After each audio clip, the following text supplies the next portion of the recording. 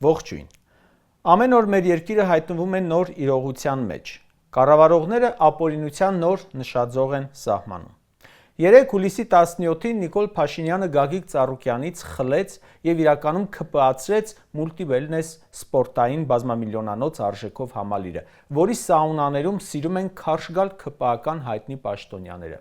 Իբր թե պատճառ շենքը համայնքային անօտարելի հողի վրա է կառուցվել, խախտումներով եւ այլն։ Այդ դեպքում ինչու օրինակ չեք քանդում։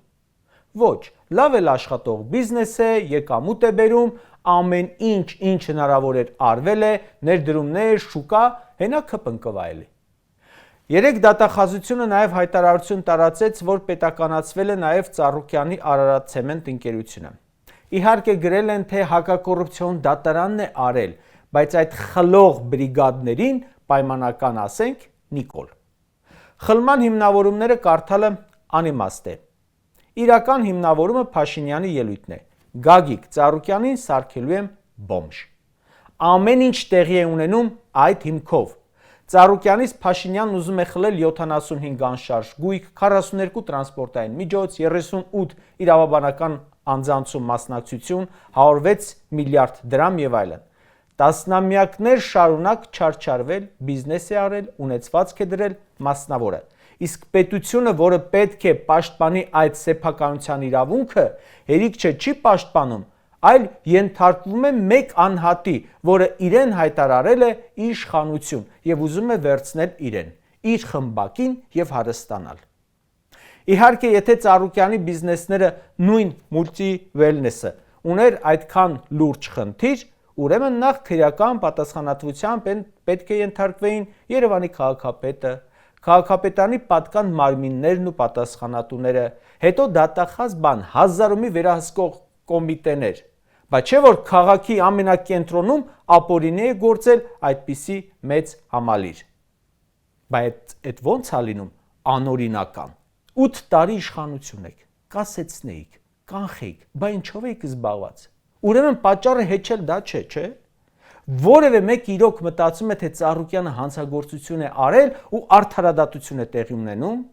ով է այդպես մտածում, հələ կուզենայի տեսնել։ Անգամ ամենահավատավոր նիկոլականն էլ այդպես չի մտածում։ Դատախազ Վարդապետյանն էլ, ՔԿ նախագահն էլ, Ծառուկյանի տուն մտած ԱԱԾ-ականներն էլ, իրենց հրաման տվողներն էլ։ Մարդիկ մտածում են, որ Նիկոլին հակառակ բան է արել Ծառուկյանը, դրա համար է ընդամենը։ Երեք աչքովս ընկավ մի ՔՊԱ-կան հայտարարում է, թե դրանք հանցագործներ են, ինչու պետք է քաղաքականությամբ զբաղվեն։ Ինչ ասեմ, շարքային ՔՊԱ-կան մակարդակ։ Այ ընկեր, երևի չգիտես, բայց այդպես է ձևը։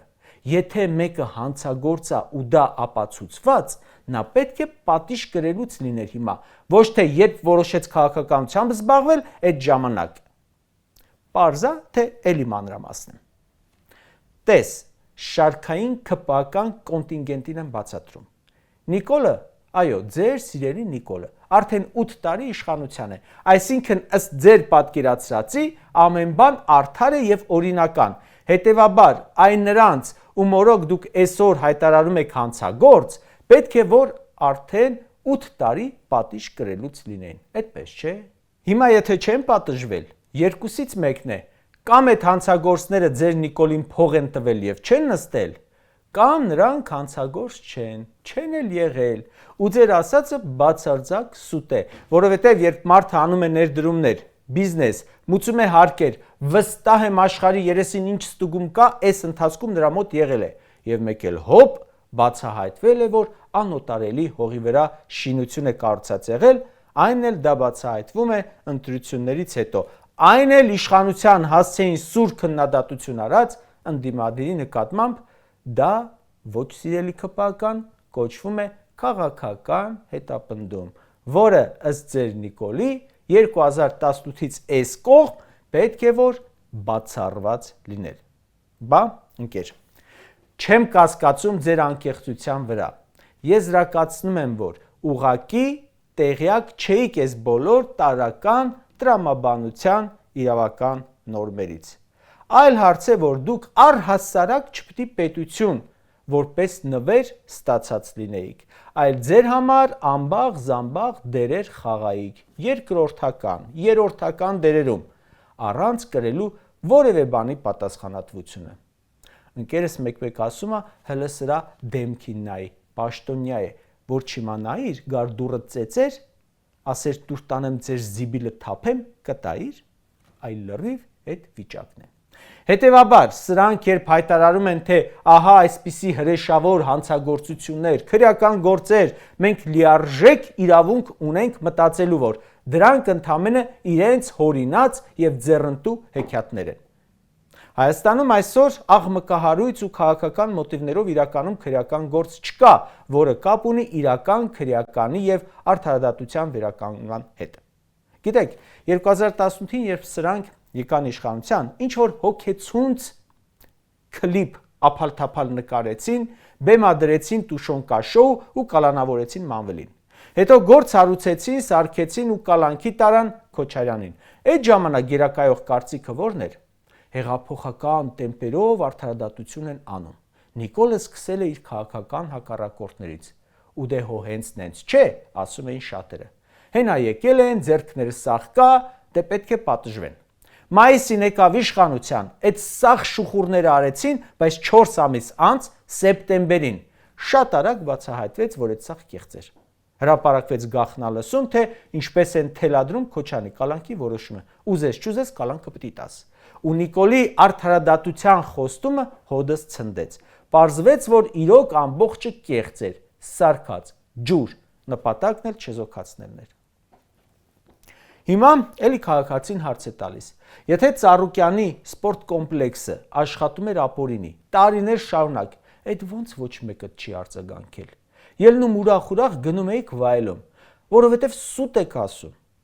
Այս օրերին Ծառուկյանի բիզնեսներում աշխատող տասնյակ հազարավոր մարդիկ մնացել են անգործ, անհաց, անփող, բողոքի ակցիաներ են անում, թե բացեք աշխատենք, հացի փող չունենք։ Կառավարության հետ պետքն էլ չէ, կբացեն այն ժամանակ, երբ խլեն, կնշանակեն իրենց Ռոմանոսին, պայմանական Ռոմանոսին։ Արարատ ցեմենտը խլեցին, բացեցին, սպորտ կոմպլեքսը խլել են, կաշխատի հեսա, փողերն էլ մեջ-մեջ կանեն, բիզնեսի հերը կանիցեն, մեկը իրենցը չէ։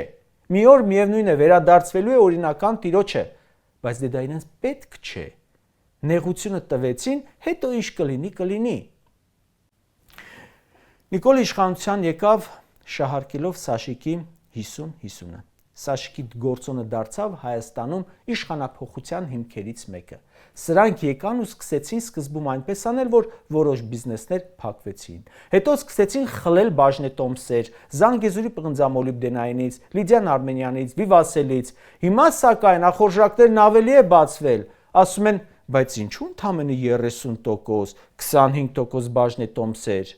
ու խլում են ամբողջ բիզնեսը։ Ինչ որ կատարվում է Ծառուկյանի բիզնեսների հետ, Սամվել Կարապետյանի հետի հետ, դա ռեկետ է, անօրինական գործողություններ։ Սաշիկի 50-50-ից խոսող Նիկոլը հիմա 100-ից 100 է անում։ Սպառնալիք է հնչեցնում, Ծառուկյանին սարքելու են բոմժ։ Մեկ օր անց դատախազը դեմքի լուրջ արտահայտությամբ ինչ որ բացահայտում է անում։ Հավատամ։ Կամ որ ասում է Անդրանիկ Թևանյանին պետական դավաճանության մեջ է մեղադրում դատախազությունը։ Ես ինչու պիտի հավատամ։ Ում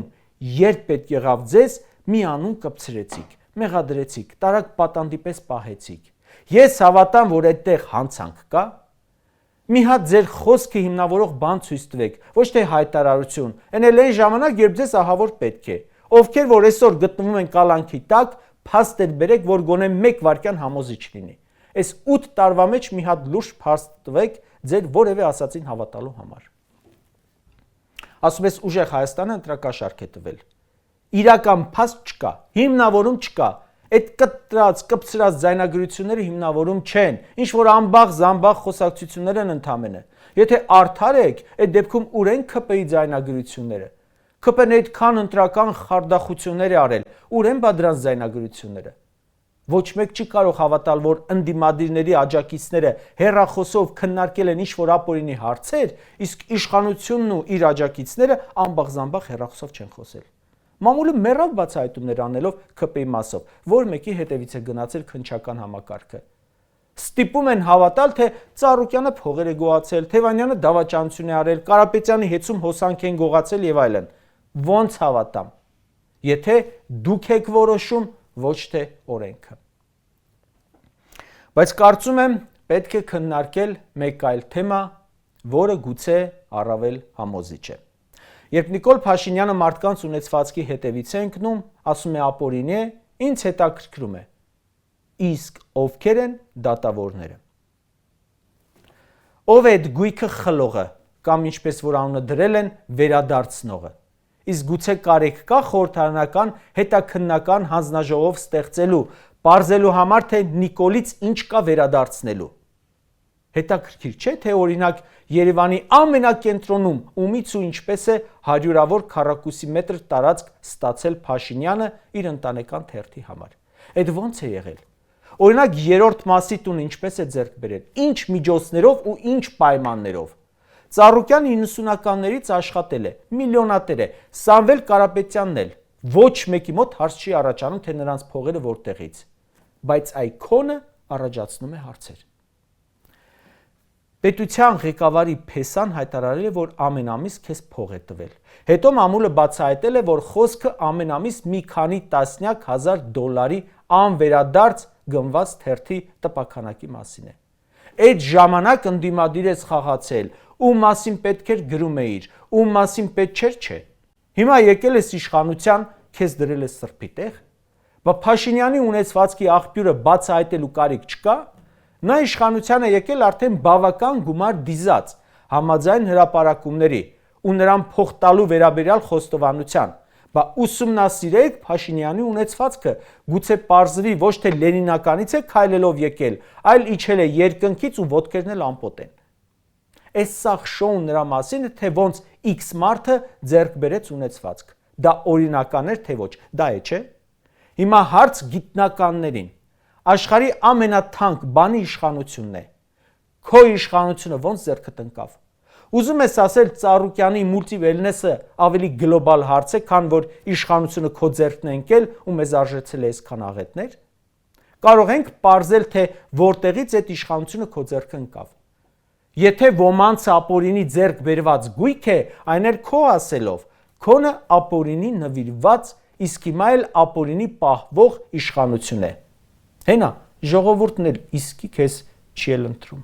Ժորժան, պետությունը սահմանում է կանոններ, որոնք բոլորի համար են, սակայն այլ կանոններ են քաղաքացիների համար, այլ կանոններ են իշխանությունների։ Ամեն մի կողմն էլ ունի իրավունքներ ու պարտավորություններ։ Հիմա մեզ մոտ իշխանությունը այդ կանոններից դուրս է։ Նիկոլը ասում է. ես պետությունն եմ, ես իշխանությունն եմ, ինչ ուզում անում եմ։ Այսինքն այդ կանոնները քանդել է, ուրեմն եւ քանդել է պետությունը որպես ինստիտուտ, որը սահմանում եւ պահում է ամենից կարևորը՝ այդ կանոնները։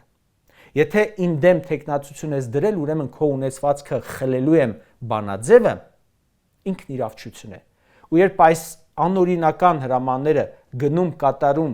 չզինված, չդիմադրող մարդուն բիրտ ուժով փռում են գետնին, այդ դիմակով, զենքով ԱՑԱ-կանները, ոստիկանները, նրանք այլևս դառնում են անօրինական հրաման կատարող զինված խմբեր, ոչ թե պետություն։ Մի տեսակ մոռացել ենք ինչի մասին ենք մենք բոլորս եւ մեր իսկ պետություն կոչվածը։ Կարճ ասած 2018-ից ի վեր մեր հետընթացի պատճառը հենց այն է, որ սա եկել է ոչ թե զարգացման լոզունգով, այլ քանդելու, արժեզրկելու։ Ու այս բոլոր գործընթացներում չկա օրենք, օրինականություն։ Իր պետքն էլ չէ, հավատում ենք, թե չենք հավատում։ Իր պետքն էլ չէ, որ չարչարվեն, գոնե մի հատ հիմք գտնեն դնեն տակը։ Այդ ձևակերպումների կարիքը չկա, որովհետև ինքը օրենքից դուրս է։ Իր համար կարևորը իշխանությունը պահելն է, պետության վրա թքած ունի։ Քաղաքացու պետության հետ կնքած Նիկոլի կնքած քաղաքացիական պայմանագիրը վաղուց լուծարվել է։